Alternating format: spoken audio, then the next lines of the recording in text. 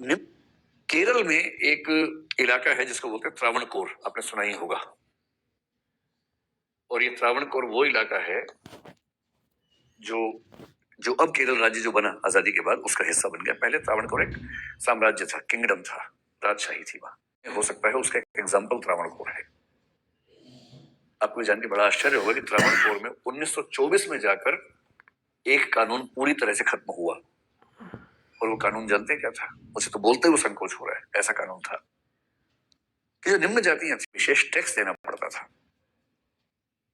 पुरुषों का था हेड टैक्स, सिर का टैक्स।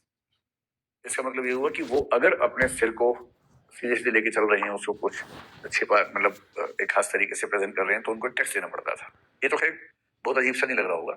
जो ज्यादा अजीब है वो अब बताता हूँ। त्रावणकोर के राज्य में निम्न जाति की महिलाओं के लिए एक नियम था। और वो नियम ये था कि वो अपने शरीर के ऊपरी हिस्से को, यानी कि अपने सीने को, अपनी छाती को ढक नहीं सकती थी। और यदि पब्लिक प्लेस की बात कर रहा हूं मैं, सड़क पे भी चल रही है, बाजार में भी जा रही है, तो वो अपने शरीर के ऊपरी हिस्से को ढक नहीं सकती थी। और यदि वो ढकना चाहें तो टैक्स देना पड़ता था। उस टैक्स का नाम था ब्रेस्ट टैक्स। दलित और कुछ जो ओबीसी बातें हैं उसमें उसमें एक जाति थी नाडार जाति, जो कि आज की भाषा में ओबीसी जातियों में आती है। एक जाति थी जो एजवा जाति, आपने सुना होगा, एक बहुत ही दलित वंचित जाति वहां की है केरल की। उस एजवा जाति में एक कहानी चलती है। जैसे हम उत्तर भारत में लक्ष्मीबाई की कहानियां सुन के बड़े होते हैं ना, वहां के बच्चे जिस महिला की कहानी सुन के बड़े होते हैं उसका नाम है नांगेली। कहीं मन करे तो इस महिला का नाम इंटरनेट पे टाइप कीजिए, गूगल पे, उसी कहानियां पढ़िए। 1802 1803 की कहानी है।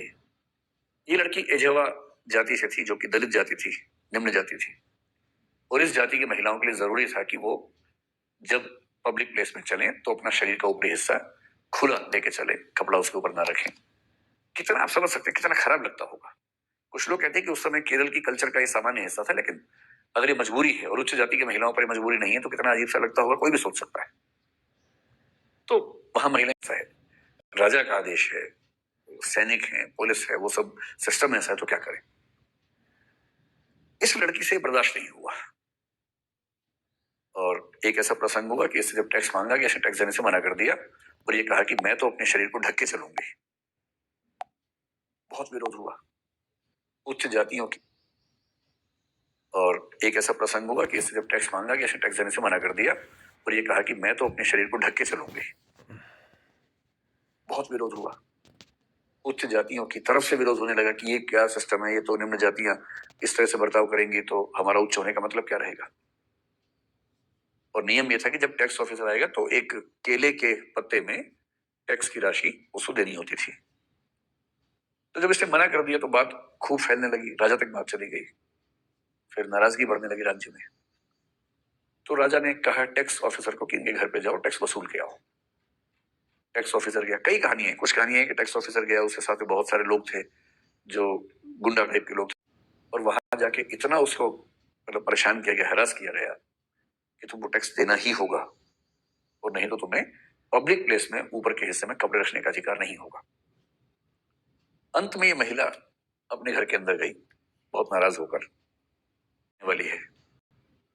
और थोड़ी देर के बाद जब वो आई तो लोग दंग रह गए। उस महिला ने क्या किया कि चाकू से अपने स्तनों को काट के उस पात्र पर रख के सामने पेश किया। उसने कहा पैसे मैं अब ये नहीं झेल सकती कि मैं समाज में इस तरह से चलूं, तो इससे अच्छा है कि मैं अपने शरीर का हिस्सा ही काट देती हूं जिसको लेकर इतना झगड़ा है। इतना खून बहा कि उसके कुछ घंटे में उसकी मौत हो गई। पूरे राज्य में हड़कंप मच गया। और जब इस कुछ इतिहासकार मानते हैं, कुछ नहीं मानते हैं, कि इसके पति ने भी चिता में कूद के अपनी जान दे दी। और एक तरह से सती प्रथा का रिवर्स एक मेल एग्जाम्पल वहां पर दिखाई पड़ता है। केरल के जिस इलाके में ये महिला थी उस इलाके में आज लगभग उसकी पूजा होती है। आज भी वो घर वैसा का वैसा है। कुछ टूरिस्ट लोग जाते हैं देखने के लिए। उस गांव का नाम भी ऐसा है जो संकेत करता है कि इस घटना से इसका कुछ लिंक था।